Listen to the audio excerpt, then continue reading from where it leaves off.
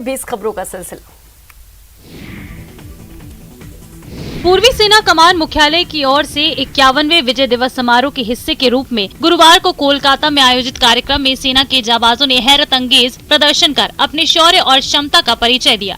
Royal Calcutta turf club ground में आयोजित भव्य military tattoo के फाइनल शो के दौरान हेलीकॉप्टर शो, घोड़ा दौड़, dog show, march past, motorcycle करतब का प्रदर्शन कर 1971 के पराक्रमी योद्धाओं को श्रद्धांजलि दी गई। फ्लाई पास्ट के दौरान वायुसेना के लड़ाकू विमान सुखोई 30 से लेकर सेना के हेलीकॉप्टरों ध्रुव, रुद्र और चीता ने आसमान का सीना चीरते हुए हैरत अंगेज कारनामों से वहां जुटे हजारों लोगों की भीड़ को मंत्रमुग्ध कर दिया। फ्लाई पास्ट के बाद घोड़ा दौड़ और सेना के जवानों ने मोटरसाइकिलों पर सवार होकर हैरत अंगेज करतब दिखाए। समारोह में मुख्य अतिथि के रूप में पूर्वी कमान के प्रमुख लेफ्टिनेंट जनरल राणा प्रताप कलिता मौजूद थे। विजय दिवस पर रक्षा मंत्री राजनाथ सिंह ने राष्ट्रीय युद्ध स्मारक पर माल्यार्पण किया। इससे पहले chief of defence staff general Anil Chauhan, सेना प्रमुख जनरल मनोज पांडे, वायुसेना प्रमुख air chief marshal VR Chaudhary और भारतीय नौसेना के उप प्रमुख ने भी राष्ट्रीय युद्ध स्मारक पर माल्यार्पण किया। इस अवसर पर रक्षा मंत्री ने कहा कि 1971 के युद्ध में अन्याय पर न्याय की जीत हुई थी। रक्षा मंत्री राजनाथ सिंह ने ट्वीट किया था कि विजय दिवस पर देश भारत के सशस्त्र बलों के अनुकरणीय साहस, शौर्य और बलिदान को नमन करता है। 1971 का युद्ध अमानवीयता पर मानवता, दुराचार पर सदाचार और अन्याय पर न्याय की जीत था। इसके साथ ही भारत के विदेश मंत्री डॉक्टर एस जयशंकर ने भी 1971 के युद्ध में भारत को जीत दिलाने वाले बहादुर भारतीय सशस्त्र बलों को सलाम किया। बताते चले कि विजय दिवस 1971 के युद्ध में पाकिस्तान पर भारत की जीत की याद में मनाया जाता है। इसे बांग्लादेश मुक्ति युद्ध भी कहा जाता है। 16 दिसंबर 1971 के युद्ध के 51 साल हो गए। जब भी 71 की जंग की बात चलती है, झुंझुनू के जवानों की बहादुरी के किस्से सुनने को मिल जाते हैं। ऐसे ही एक जाबाज हैं झुंझुनू के अजोटू निवासी फौजी निहाल सिंह डागर। डागर सिर्फ 18 साल की उम्र में सेना में भर्ती हो गए थे। पहली पोस्टिंग कश्मीर में मिली। करीब 2 साल बाद पोस्टिंग राजस्थान में कर दी गई। इसी दौरान पाकिस्तान के साथ युद्ध शुरू हो गया। 1971 में निहाल सिंह बाड़मेर में तैनात थे। दोनों देशों की सेनाएं आमने सामने थी। दोनों तरफ से गोला बारूद और गोलियां दागी जा रही थीं। 3 दिसंबर 1971 को निहाल सिंह अपनी पलटन के साथ जीप में सवार होकर पाकिस्तान में घुस गए। बॉर्डर से करीब 130 किलोमीटर के अंदर पाकिस्तान में डिप्लो रेलवे स्टेशन के निकट पहुंच गए। रेलवे स्टेशन से करीब 3 किलोमीटर पहले दुश्मन सेना के जवान 2 ट्रकों में भरकर सामने आ गए। तब पलटन के साथ मिलकर पहले ट्रक में सवार 8 जवानों को बंधक बना लिया। ऐसे में दूसरे ट्रक में सवार पाकिस्तानी जवान ट्रक से उतरकर टीले पर खेजड़ी के बड़े पेड़ के पास छुप गए। उनका पीछा करते हुए निहाल सिंह खेजड़ी के पास पहुंचे तो दुश्मन फौज के एक जवान ने पिस्टल से फायर कर दिया। निहाल सिंह बाल बाल बच गए, लेकिन दूसरे ही पल निहाल सिंह ने स्टेन गन से फायरिंग शुरू कर दी और पाकिस्तानी फौज के 24 जवानों को मौत के घाट उतार दिया। अरुणाचल प्रदेश के तवांग में चीनी सैनिकों से झड़प के 7वें दिन भारत ने अपनी सबसे ताकतवर मिसाइल अग्नि 5 का सफल परीक्षण किया।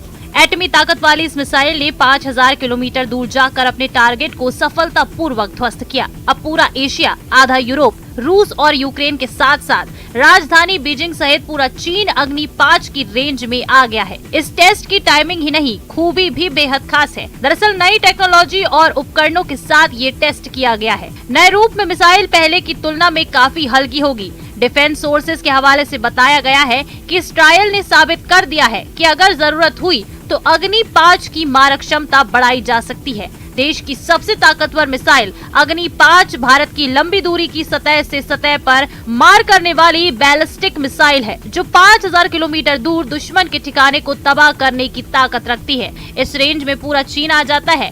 कुछ रिपोर्ट्स में दावा किया गया है कि ये 8000 किलोमीटर तक मार कर सकती है। भारतीय सीमा के भीतर पाकिस्तान लोकल सिम के उपयोग पर पाबंदी लगा दी गई है।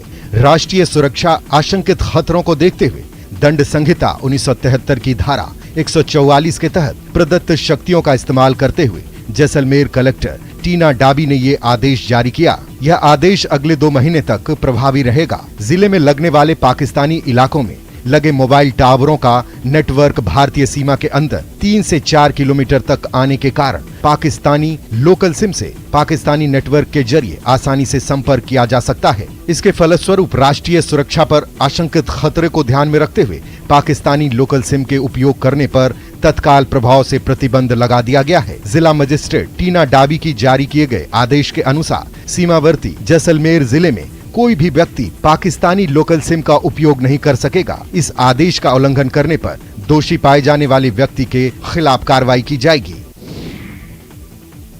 टेक्सटाइल सिटी की पहचान बदल रही है। भीलवाड़ा में हथियारों के प्रति क्रेज बढ़ता जा रहा है। पुलिस इन पर लगाम लगाने के हर संभव प्रयास कर रही है, मगर बदमाश इन युवकों तक अवैध हथियार पहुंचाने में कामयाब हो जा रहे हैं, जिसके कारण आए दिन जिले में फायरिंग की घटनाएं हो जाती हैं। तकरीबन 7 पिस्टल्स में हथियार में कारतूस और मैगजीन्स बरामद हुई। 8 से 10 व्यक्ति इनमें अरेस्ट हुए हैं। 6 से ज़्यादा मुकदमे आर्म्स एक्ट केस में दर्ज किए हैं और भी हमारे पास काफ़ी अच्छी संख्या में आज के टाइम पे इनपुट है, जिस पे वर्कआउट किया जा रहा है, जिसमें आगे और हथियार बरामद होने की हमारे को उम्मीद है। पुलिस का जो वर्ग है, जो संगठन है, उन्हें एक विशेष सोशल मीडिया पर इनकी विशेष नज़र होनी चाहिए और सतर्कता, विजिलेंस का लेवल जो है सोशल मीडिया के माध्यम से पता चल सकता है कि ये हथियार कहाँ से आ रहे हैं, किसके पास हैं, और अपने सोर्सेज इस तरह के रखें ताकि इन पर कंट्रोल किया जा सके, नियंत्रित किया जा सके और समाज में सुरक्षा का दायरा बढ़ाया जा सके। भीलवाड़ा में लगातार अवैध हथियार मिलते जा रहे हैं और उन हथियारों का सबसे ज़्यादा उपयोग 20 से 30 साल के बीच के युवा कर रहे हैं। सोचने का विषय है कि युवा किस तरफ जा रहे हैं, अपने भविष्य को कैसे इन हथियारों के साथ बर्बाद कर रहे हैं। जिला पुलिस अधीक्षक आदेश सिद्धू ने एक मुहिम छेड़ी है, जिसमें ऐसे अवैध हथियारों और हथियार सप्लाई करने वालों को लगातार पुलिस धरपकड़ कर रही है और गिरफ्तार भी कर रही है। आमतौर पर जंगल में आग गर्मियों में ही लगती है, लेकिन इन दिनों सर्दियों में भी दावानल की घटनाएं सामने आ रही हैं। आपके टीवी स्क्रीन पर नजर आ रही तस्वीरें ऐसे ही एक दावानल की हैं। यहाँ जंगल धू धू कर जल रहे हैं। उत्तरकाशी मोरी तहसील में टॉन्स वन प्रभाग के कोठीगाड़ रेंज में चिवा गांव के पास जंगल की आग लगने से कई हेक्टेयर वन संपदा जलकर राख हो गई। ग्रामीणों ने वन विभाग को घटना की सूचना दी, जिस पर वन विभाग की टीम आग बुझाने के लिए रवाना हुई। वन विभाग के कर्मचारियों ने कड़ी मशक्कत के बाद जंगल में लगी आग पर काबू पाया। दावानल में वृद्धि का कारण प्राकृतिक और मानवीय दोनों है, लेकिन एक सत्य ये भी है कि आज ये एक बड़ी दावानल आपदा का रूप ले चुका है। भारत और विश्व में लगातार वनाग्नि के बढ़ने से सामाजिक, आर्थिक और पर्यावरण असंतुलन आ रहा है। इस असंतुलन को संतुलित करने की बहुत जरूरत है। जिंदगी एक रंगमंच है और हम सब उस रंगमंच की कठपुतलियां हैं, जिसकी डोर ऊपर वाले के हाथ में है। कौन कब कहां उठेगा कोई नहीं जानता। यकीन नहीं हो तो इन तस्वीरों को देखिए। दूसरी महिलाओं के साथ ठुमके लगा रही बुजुर्ग, अगले पल जो हुआ उसकी शायद ही किसी ने कल्पना की हो। अचानक मंच पर ही बुजुर्ग गिर जाती है। जब तक लोग कुछ समझ पाते, उन्हें अस्पताल ले जाते, तब तक उनकी मौत हो चुकी थी। तस्वीरें मध्य प्रदेश के सिवनी की हैं। पूरी कहानी फ्रेम दर फ्रेम आप खुद देखिए। वीडियो में एक महिला संगीत कार्यक्रम में दूसरी महिलाओं के साथ ठुमके लगा रही है। तभी नाचते नाचते मंच पर अचानक वो गिर जाती है। मिली जानकारी के मुताबिक बंडोल थाने के बखारी गांव में बुजुर्ग दादी अपनी पोती की शादी समारोह से पहले संगीत कार्यक्रम में परिवार की महिलाओं के साथ मंच पर डांस कर रही थी। उसी समय बुजुर्ग दादी नाचते नाचते मंच पर गिर गयी। परिजनों ने आनन फानन में उन्हें सिवनी अस्पताल लाया, जहाँ डॉक्टरों ने उन्हें मृत घोषित कर दिया। हिमाचल प्रदेश योगासन खेल संघ ने शिमला के कालीबाड़ी हॉल में राज्य स्तरीय योगासन प्रतियोगिता का आगाज किया। इसमें सभी जिलों से प्रतिभागी हिस्सा ले रहे हैं। अव्वल रहने वाले प्रतिभागियों को राष्ट्रीय स्तर की योगासन प्रतियोगिता में परफॉर्म करने का मौका मिलेगा। हमारे हिमाचल प्रदेश की भी योगासन स्पोर्ट्स फेडरेशन बनी, यहाँ पर पंजीकृत हुई और हमारे को राष्ट्रीय स्तर से एफिलिएशन मिला। उसमें हमारा जिला स्तर पे भी हमारे 12 के 12 जिलों में यूनिट बने। 12 के 12 जिलों में चैंपियनशिप हुई और उस चैंपियनशिप का आज यहाँ पर राज्य स्तरीय चैंपियनशिप यहाँ हो रही है और उसके पश्चात हमारी राष्ट्रीय चैंपियनशिप के लिए यहाँ से हमारा चयन होगा। हिमाचल योगासन संघ ने योग को पाठ्यक्रम में शामिल करने की मांग की है, ताकि बच्चे इसे अपने जीवन में अपना सके। प्रतियोगिता का शुभारंभ करने पहुंचे हिमाचल पतंजलि योग समिति के केंद्रीय प्रभारी लक्ष्मीदत्त शर्मा ने कहा कि योग को आज देश ही नहीं बल्कि दुनिया में भी पहचान मिली है। योग से जहां बच्चे नशे से दूर रहते हैं, वहीं स्वास्थ्य के लिए भी योग लाभदायक सिद्ध हो रहा है। फौज की ट्रेनिंग की यादें एक सैनिक ना तो सर्विस के दौरान भूलता है और ना ही रिटायरमेंट के बाद। 50 साल बाद एक साथ जब IMA 1972 बैच के पास आउट अधिकारी मिले तो यादें ताज़ा हुई, आंखें नम हुई। दिसंबर 1972 बैच के IMA के ये वही अधिकारी हैं जो इसी म्यूजियम हॉल से पास आउट हुए थे। पहले इसी हॉल में पीपिंग सेरेमनी करवाई जाती थी। गुरुवार को IMA प्रशासन ने सभी बैचमेट को एक साथ बुलाकर गोल्डन जुबली मीट कराया। रिटायर्ड आर्मी ऑफिसर की आंखें अपने ट्रेनिंग के दिनों को याद कर गौरवान्वित थी। अपने परिवार के साथ अपने ही बैचमेट को मिलने की खुशी शब्दों में बयान नहीं की जा सकती थी। रिटायर्ड ऑफिसर बताते हैं कि तब नए जोश के साथ इसी चैटवुड हॉल से निकले थे। कई जेंटलमैन कैडेट्स उस वक्त बैचलर थे। मस्ती मजाक खूब था तो देश की शान पर आंच न आने का जज्बा भी अलग होता था। ਅੱਜ ਫੇਰ ਵਾਪਸ 50 ਸਾਲ ਬਾਅਦ ਇੱਥੇ ਆਏ हैं ਤੇ उस हॉल 'ਚ खड़े हैं जिथे सानू ऑफिसर बनाया गया। मेरी तरफ से ये है कि ये जितना भी आपने प्रोग्राम यहाँ किया इसके लिए हम बहुत आपके शुक्रगुजार हैं। My husband was first in order of merit, gold medal and sword of honor, and he was the direct entry. Till today, his record has not been broken in games or in studies. 50 साल बाद अपने दोस्तों से मिलने की खुशी और पुरानी यादों को ताज़ा करने का अनुभव अपने आप में खास था और इस कैंपस में मिली सीख को आज भी उसी जज्बे के साथ वो फौजी अपने जीवन में आत्मसात कर रहे हैं।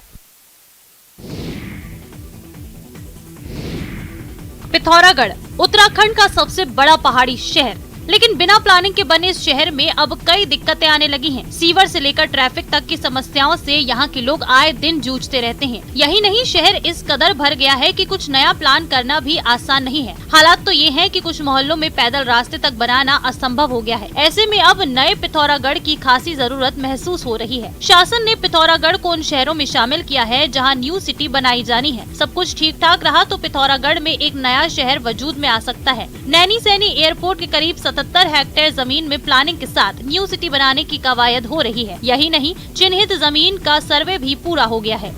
प्लानिंग डिपार्टमेंट से कुछ टीम आई थी यहाँ कि उनका कथन ये था कि उन्होंने जो मैप देखा या जो भी पिथौरागढ़ का व्यू देखे उसमें उनको एक नैनी सैनी के आसपास जो अच्छा पॉइंट मिला उसको देख करके एक न्यू सिटी प्लान करने के डायरेक्शन शासन ने उन्हें दिए थे।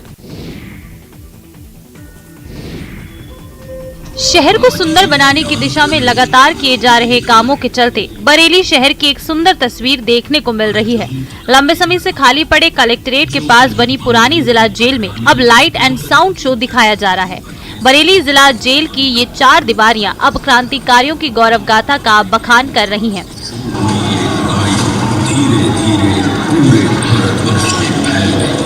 यहाँ का विशेष आकर्षण लाइट एंड साउंड शो बन रहा है। इसमें जेल की दीवारों पर बरेली के इतिहास, क्रांतिकारियों के बलिदान की गौरव गाथा दिखाई जा रही है। बरेली स्मार्ट सिटी प्रोजेक्ट के तहत तैयार हुए लाइट एंड साउंड शो के निर्माण पर 7 करोड़ 18 लाख रुपए खर्च किए गए हैं।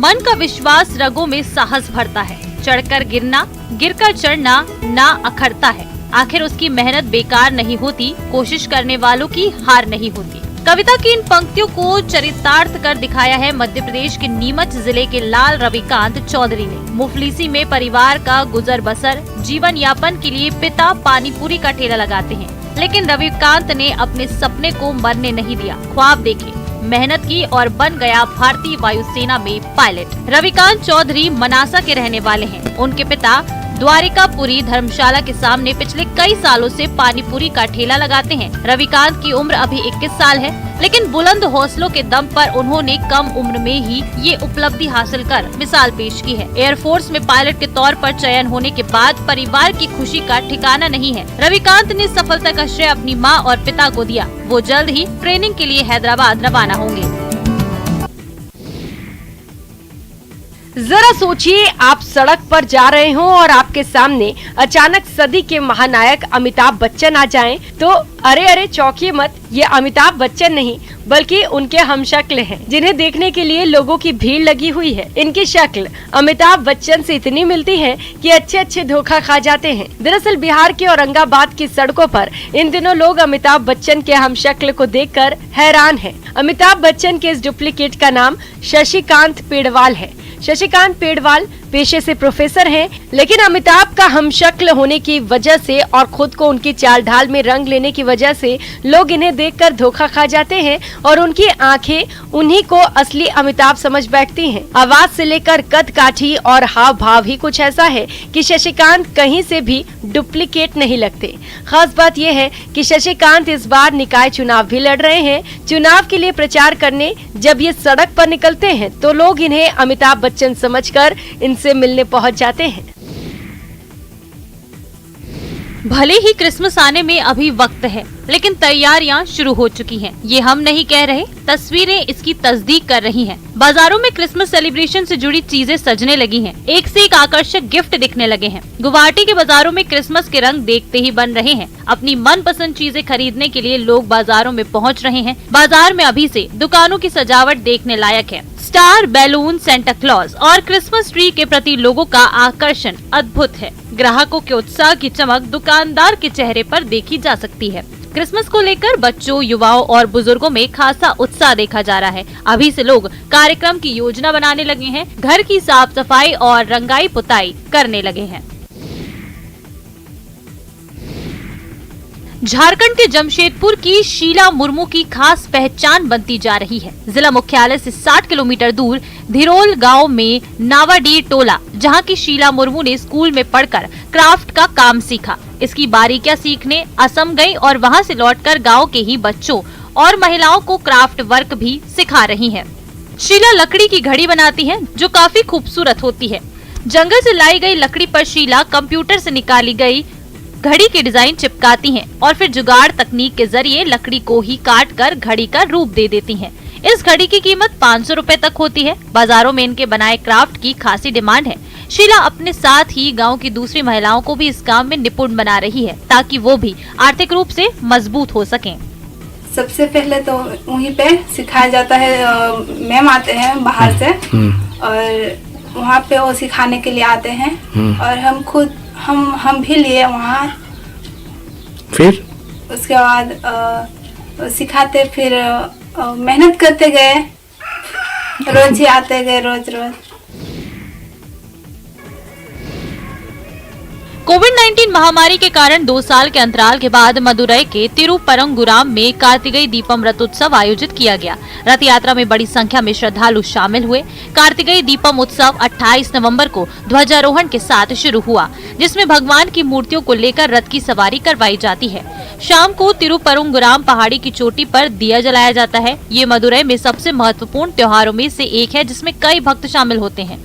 तमिलनाडु कार्तिकेय दीपम को पारंपरिक त्योहार के रूप में मनाता है। ये एक बहुत पुराना त्योहार है और पड़ोसी राज्यों जैसे केरल, आंध्र प्रदेश और कर्नाटक में भी ये मनाया जाता है। तमिलों के बीच इस त्योहार का बहुत बड़ा महत्व है। कार्तिकेय दीपम बहुत पुराना है और बहुत पहले से लोग इस शुभ अवसर से जुड़े रहे हैं।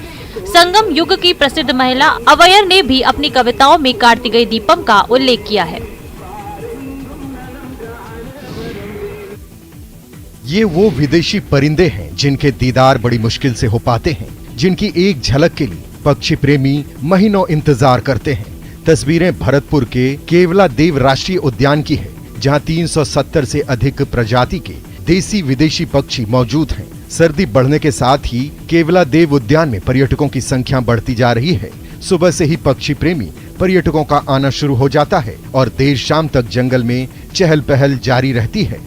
इस वक्त मैं मौजूद हूँ नेशनल पार्क में ही। यहाँ पर जो कुछ पर्यटक बाहर से आए हुए हैं और वो इस केवलादेव नेशनल पार्क में जो है पक्षियों को देखने का जो नज़ारा है उसे देख रहे हैं। उनसे बात करेंगे कि यहाँ का कैसा अनुभव रहा, किस तरह की चीज़ें आपने देखी। कहाँ से आए हैं मैम आप?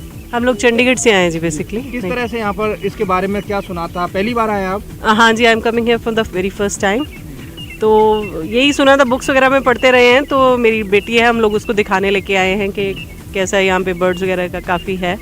माइग्रेटरी बर्ड्स यहाँ पे आते हैं। असम की संस्कृति और पहचान गमोचा या गमछा को आखिरकार जियोग्राफिकल इंडिकेशन यानी कि जीआई टैग मिल गया है। केंद्रीय वाणिज्य और उद्योग मंत्री पीयूष गोयल ने ट्विटर पर ये जानकारी दी। गमछा को जीआई टैग मिलने पर खुशी जताई और ग्लोबल मैप पर पूर्वोत्तर की पहचान को लाने के लिए इसे ऐतिहासिक कदम बताया। खास बात तो ये है कि गमछा को ये टैग दिलाने के लिए पहला आवेदन 5 साल पहले दिया गया था। गमोचा या गमछा लाल बॉर्डर और अलग अलग डिजाइन और मोटिव्स के साथ कपड़े का हाथ से बुना हुआ एक बड़ा स्कार्फ या दुपट्टा होता है, जिसे बड़ों और मेहमानों को असम के लोग सम्मान के तौर पर भेंट करते हैं। ये असम में सभी सामाजिक और धार्मिक इवेंट्स का एक अभिन्न अंग है, जो असम की संस्कृति को शोकेस करता है। बता दें कि जीआई टैग मुख्य रूप से एक निश्चित भौगोलिक क्षेत्र में होने वाले कृषि, प्राकृतिक या बनाए जा रहे प्रोडक्ट, हैंडीक्राफ्ट और इंडस्ट्रियल वस्तुओं को दिया जाता है। उत्तरकाशी के ग्राम पंचायत जिपिया में 152 साल बाद फिर से सेम नागराजा भगवान अपने पिछवा पर प्रकट हुए। इस मौके पर ग्रामीणों ने मंदिर का नव निर्माण कर विधि विधान से पाठ पूजा का आयोजन किया। इस पूरे क्षेत्र में नागराज देवता में अटूट आस्था है, जिसके चलते ग्रामीणों ने 2 दिवसीय मेले का आयोजन किया और देव डोली के साथ खूब झूमते हुए नजर आए। मेले में ग्रामीण श्रद्धालुओं ने देव डोली को अपने हाथों और कंधों पर खूब नचाया। इस मौके पर अपने इष्ट से अपने परिवार और क्षेत्र की खुशहाली की कामना की।